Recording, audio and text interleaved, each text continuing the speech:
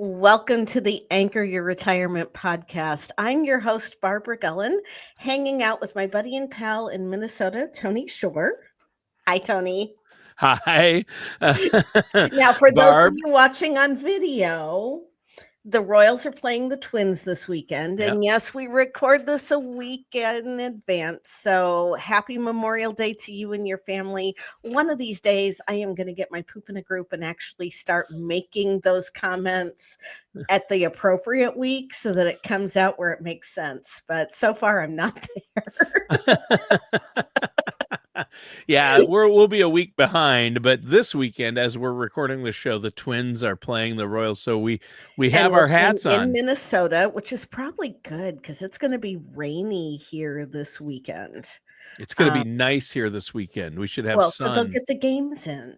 Yeah, they'll get the games in, hopefully. So, yeah, you're wearing your KC hat. I'm wearing my TC hat. KC and TC, Twin Cities, or the Twins, Yes. and the Royals. So we're each trying to promote our teams.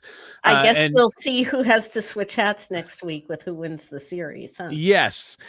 Next week, if the Royals win, I'll be seen on the show wearing a Royals hat.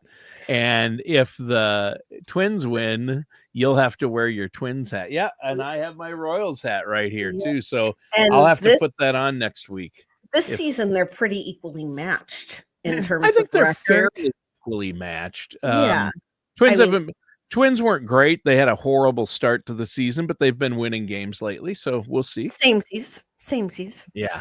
So, I think there's only one game difference in their record. I mean, last year when they played, it was toward the end of the season, and that's when the Royals went to the playoffs. So, I mean, not only did they take the series, they swept it, but I was very sweet and did not bring a broom to that.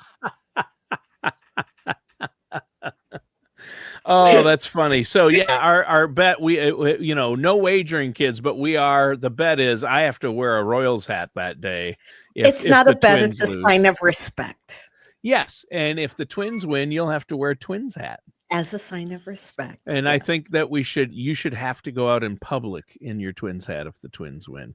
No, I'm not letting you go out in public in the Royals hat.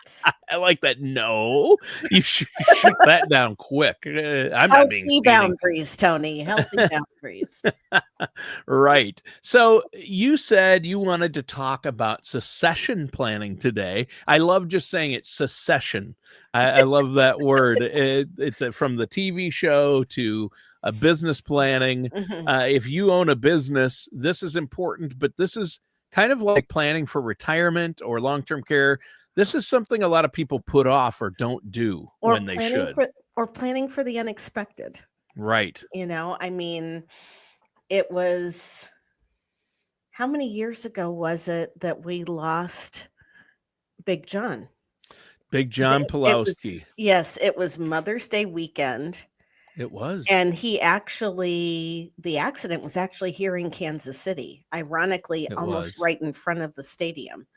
Has it been 8 years or longer? Yeah, it's been about 8 years, I think. And Big John was a friend to all. Anyone to know him was to love him. Well, if you go up in the C-suite, there's a picture from his wedding that Chuck Lucius said, we were all in Vegas for a round table. And Chuck said, if you get married, I'll pay for it. And so we all piled into a couple of limos, and Big John got married that weekend very spontaneously, but we're actually in the wedding picture. That's great. You are. Yeah, we were there. Well, I did a radio show with Big John for, I don't know, 2.5 years at least, or 3 years. Mm-hmm. Every week, like you and I do this show. Yes. And he was one of my favorites. We became friends, and he was actually up visiting the Gradient offices in Minnesota on his motorcycle, bought a motorcycle and decided to ride it back. And he and I his think wife, he had gone to Topeka to visit some of the marketers there. He had. And they were on their way back to Virginia. Yes, from Topeka, Kansas. So but you're right. He didn't, he owned a business and had a wife, but did he have a succession plan? He had just thought about it, but not implemented and one. he had just hired another agent that he was Yes. training, and she has done an amazing job of taking over the business Yep. and really leading from the front. She did a phenomenal job. Yes. But when we're talking about this, there are things that people don't think about. And, Right. you and I have talked about owning businesses in the past and how, paths that you had considered. This is not my first business. No. I actually owned a baking business for a while, and then I ran a website for a while before I finally got settled in here. Yeah, And you're an entrepreneur, and I admire that because I've never had the courage to. I came close to pulling the trigger once and backed off. I was a low margin. It would have been really low margins. It was retail, so I had to worry about theft and then yes, employees. Hard to find good help sometimes. it still is. Thankfully, I have a phenomenal team You're that very fortunate. You have a that great team you've oh, they're assembled. fantastic. They're Yeah, fantastic. And I am not the only fiduciary in my office. If something were to happen to me, there are two other fiduciaries that office here that can step in and take over the reins. that's great. But when we're talking about succession planning, it's not just the financial services industry. You could own a bakery, you could own a coffee shop, you could own, oh gosh, there's a great puzzle store down the street. Mission, Kansas is one of those smaller little, I call it almost like a bedroom community, Right. where if you go down the main drag, you have most of them are not franchises, Small independent businesses. small independent businesses. And sometimes as business owners, we fail to see the value in that asset of having a company Right. and think that, well, when you retire, you're just going to close down the business and hopefully you will have saved enough to retire. Many don't think about selling the business. Many don't think about what it would look like to pass it on to the next generation. In fact, I was talking with somebody else that you work with, Jamie Malm. She and I were talking this morning because I was kicking this idea around. And when her husband's stepdad passed away, he and his sisters ended up inheriting a business that they really didn't know how to run, and trying to figure out what to do with that. Do you sell it? Do you keep it running? If we keep it running, how do we not run it into the ground? There are so many things that play into this. So if you own a business, especially if you've got a brick and mortar location, over this weekend, if you're closed, or, well, this will be airing after Memorial Day weekend, but I encourage you to take some time to figure out what you want the next chapter to look like, and understand that there are tools available to you that can help you transfer that asset. If you've got a business that has some substantial worth, if you haven't considered looking into a key man insurance policy, or The a key buy man clause. Yeah. yes, or a buy-sell agreement with, a loyal employee, or whether or not you've considered offering them an ownership stake in the company when you choose to retire, or if you happen to pass away unexpectedly, to keep the business going. Yeah. My personal business goes into my trust when I pass away. I have a 17-year-old and a almost 23-year-old. Neither one of them are capable of coming in and running this company at all. Yeah. So who am I trusting my company to? Who has agreed to buy my company from me in the event of that? Those are all things that I've had to think about Yep. and work through. And you, as a business owner, have those same considerations to take in place. How are you going to transfer this in a tax efficient way? Can you put an agreement in place with somebody who will agree to purchase the business from you either when you pass away or when you decide to retire? And can you gift them shares over the course of that period of time so that it's a more tax efficient transfer from one company to another? Yeah, yeah, that's really, I think nobody knows the date or time, and this is the thing nobody wants to think about, and we see it so often. Like you mentioned, all these locally owned businesses and Mhm, these independent or small business owners or even medium-sized business owners, so many do not have a succession plan. This isn't mhm. something they're thinking about. They're like, I'm 45, 50 years old. Why would I need a succession plan? Because you Um, could have a car accident on the way yeah. home. Prince, the artist who I love from here in Minnesota, Yes.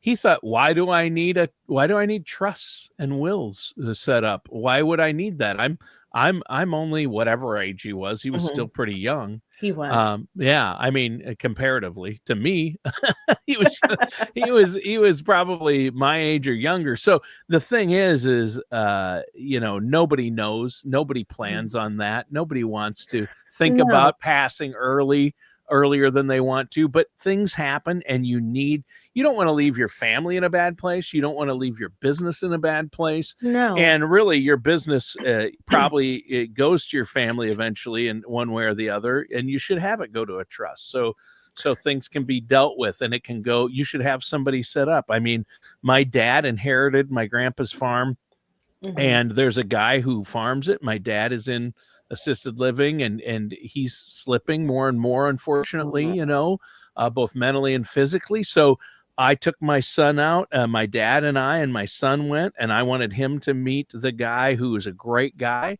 And I said, this is, and I've already talked to Jesse, this is the guy who, if dad passes, would buy the farm. He's already farming it. And this is the mhm, guy to go to if there's issues with the farm, if something should happen to me.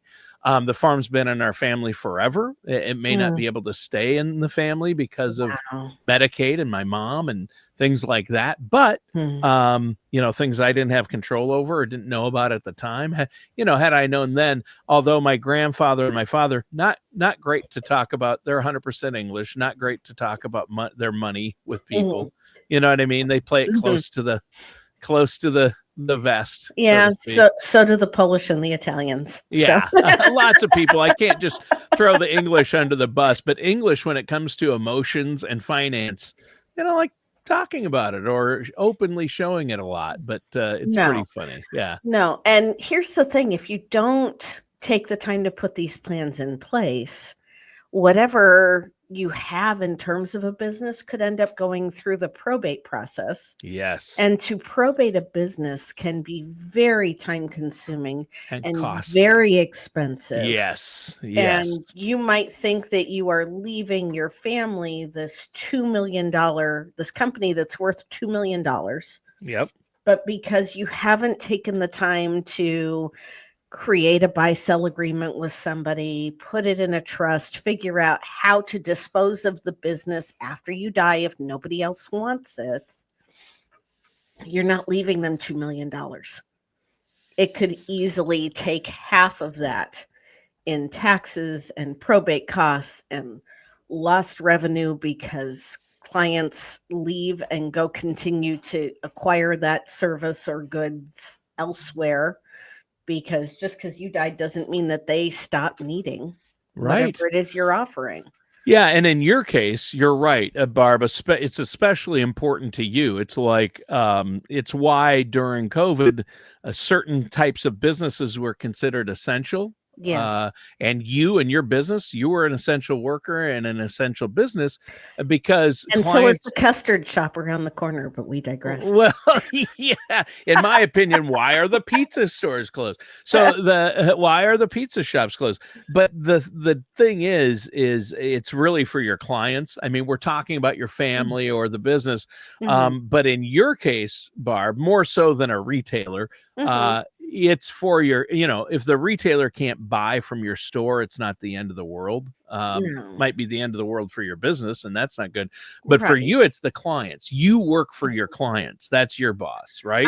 I do, And and so there you are a need, lot of relationship-based businesses out there that need to yeah, take this into consideration. for their clients. I mean, your clients are like, what if I love Barb and she's managing all our finances and our retirement, and I retire in 3 years? What if something were to happen to Barb Mhm, between now and then? For their peace of mind, knowing that you have a succession plan in place and other fiduciary advisors there in your office that will mhm. continue, and that knowing the business isn't just going to shut the doors and they'll go to meet with you and there's a padlock on the door. That's not going to happen. Right, and that's part of the reason why I chose to use a third-party money manager on the investment side of things, Right. so that if something did happen to me, they weren't in a lurch all of a sudden. Right. You have a third party money manager Mhm, that can help do mhm. that. And, I have a team of people, in Minnesota and in Topeka that if something happens to me, they are gonna step in and keep this as business as usual until everything can be implemented through my trust. There you go. So, Yep. and it's whether you are, like you said, whether you have a dog grooming business or whether you have, a hair salon, all of when you are in a business where you're providing a service to people, they feel better when they know that you have a contingency plan in Yeah. place. Yeah. If you're a service oriented business, it's especially, Mhm, it's important for any business, mhm. for you personally in the business. But if you have a service oriented business, clients have to be, that's the priority number one. And Mhm. that's what I've learned from you, Barb. It's so easy to tell you put clients first, and that's important. Well, it's without my clients, there's no need for me. Right. And and there are a lot of businesses out there that could say the same thing. I mean, if the Yep. CEO of a big box chain store dies, the company is still going to be okay because Right. there is a huge team. The board will go out and they will hire a new CEO. When it's a smaller company and the bulk of our economy is based on small businesses, and more women are actually starting to open those small businesses or inherit those small businesses and are seeking guidance and direction on what they should do. And by and large, not to stereotype, women are more relationship focused and I think are more concerned about putting these succession plans in place Yes. and They're making much sure better that about they've got a planning for the future. contingency. They are. Yeah. Sorry. I didn't mean to interrupt, but That's uh, okay. We're stepping over each other today. It's okay. boy, It's a Friday. I mean, not to be sexist, but um, women are so much better than at looking forward to the future. That's why women are usually more for working with a financial advisor, They right? are. Once Eh, once they find one that they can trust and one that actually knows how to speak to them and not over them, mhm. which has happened in the past. But if you think about it in a family, it's usually the women. And again, I'm not trying to stereotype, but on average, it's the women that are imparting the values. It's the women who are looking at the legacy of things and trying to envision what they want that future to be. Yeah, and I think that's really important. Obviously, having this succession plan in place is huge, and I know that you work with Gradient, and I do. I work with Gradient Financial. That's one of the third parties that you work with to help your clients. But I think it's so great that they have a program to help advisors like you come up with succession plans. And I know that this is something you're passionate about. So, any of your clients who are small business owners, this is something you can talk to them about too. It is. And even if you're not a small business owner, you're either doing succession planning for your family or you're doing succession planning for your business. And the succession planning for your family is what kind of legacy do you want to leave? Yeah. Yeah, there you go. And it is. It is like legacy planning or enhanced planning, Mhm. estate planning. It's you're doing it for your loved ones after you're gone. You Yes. don't want to have the attitude. Some people are like, I want to bounce my last check. I don't care about my loved ones. Mhm. Um, I don't think you really there. Most people do not want to leave their loved ones in a bad situation. You want to have a plan No. in place. No, and most of my clients, the ones that say they want to bounce their last check, have no kids and have no family that they really want to. They never got married, never had kids, kind of thing. So, but interestingly, I also have clients in that same boat that have a list of charities that they want their estate to go to. So, like I said, you're succession planning one way or another, either for your family or for your company or for both. There you go. I think that's great. Well, Barb, so the bottom line is you should work with somebody to get a succession plan in place. At least start thinking about it yourself. And this is something you've done, It obviously, for is. your business. And I know this show is meant to be the purpose of talking about this today is to encourage our listeners and viewers out there, whether they work with you or not. I know you work with a lot of business owners to have a succession plan in place, right? Right. And it's like I talk about in our enhanced planning workshops. You want to plan for the crisis, not in it. There you go. I like that. Yeah. Plan for it, not during it, right? Yes. If you're already in it, coming up with a plan is going to be a lot harder, more stressful, and And very maybe emotional. emotional and maybe a little too late. Too Yeah. little too late, Yes. usually. So, okay. But if we have listeners out there who just want a financial plan in place or get their own enhanced plan, legacy plan in place for Right. them and their family, how can they get a hold of you? They can reach out to us at our website, bgwealthmanagement.com, or you can call us at area code 913-553-6222. Select option, I think it's option 4 for appointments and scheduling, and a member of our team, if they aren't there to answer the phone, will get back to you right away. But like I said, you're succession planning, whether you're a business owner or whether you have a family. And for us, it's about helping you design the legacy that you want to leave and trying to bring that to fruition. Exactly. So even if you don't technically own a small business, you do. It's your family, it's your Yeah. loved ones. Yes, So it's pick up the phone, give Barb a call. That number again, 913-553-6222. And Barb, if I take away anything from today's show, it's going to be go Twins, right? Go Twins. nice No, try. no, I think it's going to be Go Royals. go Royals. Okay. Or better yet, Go Cubs. Go Cubs. What? Well, we might as well pick the other league if we're going to pick another team that's not ours to win. Go Cubs. All right. There's a Well, song, Go Cubs, go I Twins. know. Yeah, I guess it's better than rooting for the White Sox. Nobody wants that. Do they still have a fan base, I wonder? Anyway, I digress. The show's over. See you, Barb. I have family that like the White Sox. Oh, yeah. Yeah, well, I've just alienated those people. All That's right. okay. They'll forgive you. See ya. We'll see you soon.